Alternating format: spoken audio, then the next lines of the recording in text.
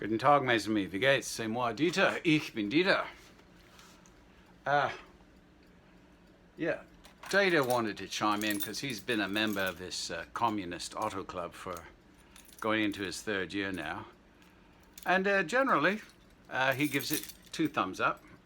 He's going to give you a critique if any of you who live in major metropolitan areas like Dieter does. You know, it's expensive. I mean, an apartment, if I had a car here, my parking would be like $120 a month. Then there'd be my insurance. Who knows what that would be. Plus, you know, I'm responsible for, you know, having a car. Now, when you join Commune Auto, or I like to call them Communist Auto because they've got that C with the, say, Commune Auto. They're gray cars with the green logo. You see them in cities in Canada. That's what happened to Virtua Car and all these things. Now, I saw these things a long time ago. I thought, you know, that's a pretty cool idea. But the reason I didn't join, I didn't know anyone that was a member.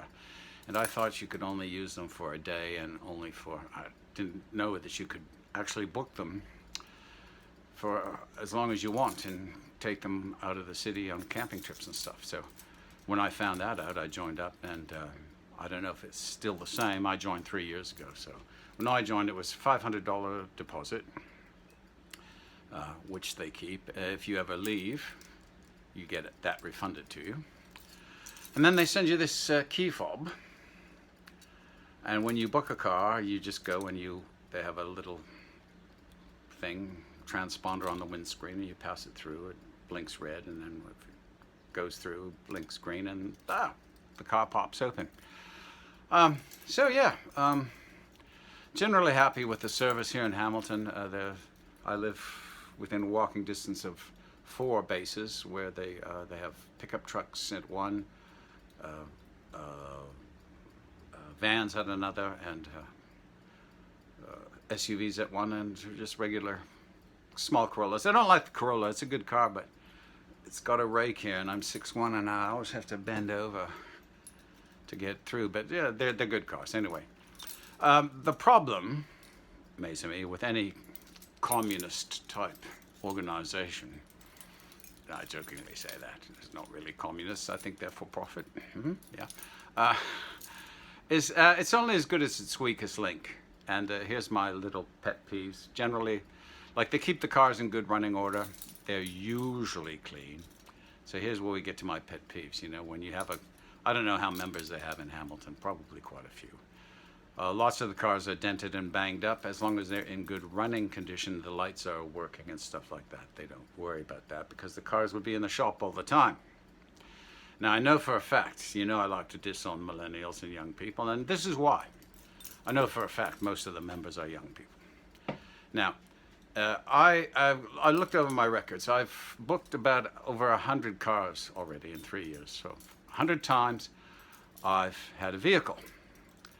And okay, these are the simple rules. You're supposed to keep the car clean, right? Leave it in a state as well or better than when you found it. You're supposed to keep the windshield wiper fluid up, which they pay for. And you're supposed to leave it minimum of a quarter of a tank of gas in it. Now, in the winter, I've had to fill the windshield washer fluid probably 5-6 times. And you say, that might not be too bad, but I don't use that vehicle much in the winter other than once or twice a month to go to Costco. So over half the times I use it in the winter, the person before me has not even filled the windshield washer fluid up. And they actually keep a 1-gallon jug in the car for you. So that's how lazy some of these young people are.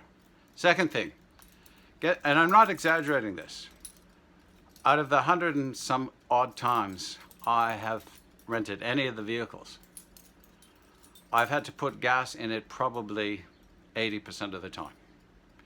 They can't even, and they put a credit card in the glove box, so that you don't pay for gas. They just charge you for mileage. So most of the people that rent are too lazy to even put gas in it, and the credit card is right in the thing.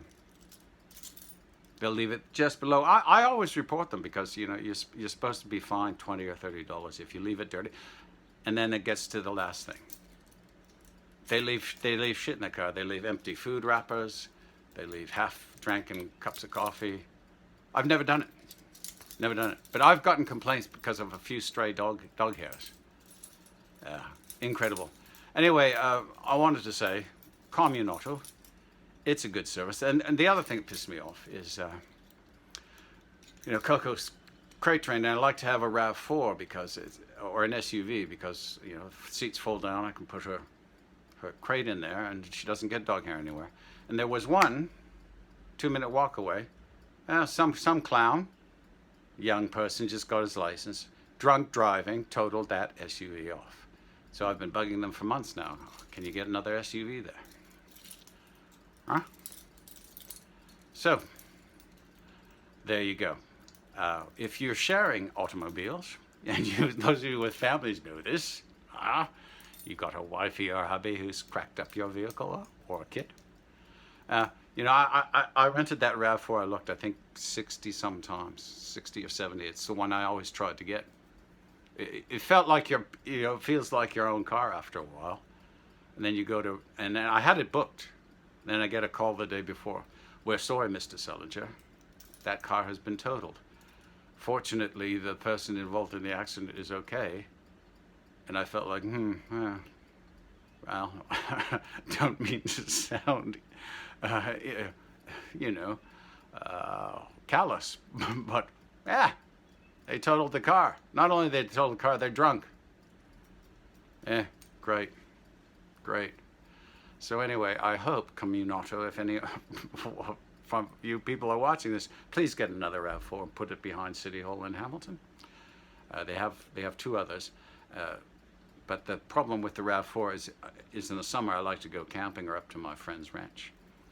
And it's really hard to book it, and really a lot harder now to book it. Now that there used to be 4, now there's 3. And Hamilton's a big city, so I think we deserve 5 SUVs. 5. I'm sehr ein gutes Tag. Keep plucking, me. And Communist Auto is great. Oh yeah, I was going to tell you. $30 a month is the premium membership I paid, so $500, $30 a month. You get your key fob. It came in less than a week.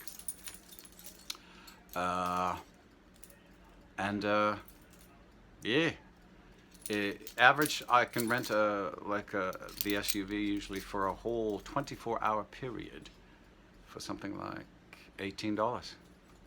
And then you pay for mileage. You can't beat that. Can't beat it, right? Yeah. Oh, and that gets to my other point. The 5 times my trips have been screwed up, it's always been a young person who has brought the vehicle late or dirty, and they give you this half-assed apology. Oh, I didn't know. Well, of course you knew. And I don't understand this because you don't get penalized for overbooking. So, like, if I need it for 3 hours, I'll book for 5, and if I take it back in 3.5 or 4, you only get charged for the nearest 15 minutes. So why would you want to cut it that fine if you need the car for 3 hours, book it for 4? If it's back in 3, you don't get charged for that extra hour. I don't know how these people think, amazing me. I really don't. Common sense. I think it died with the baby boomers. Wiedersehen.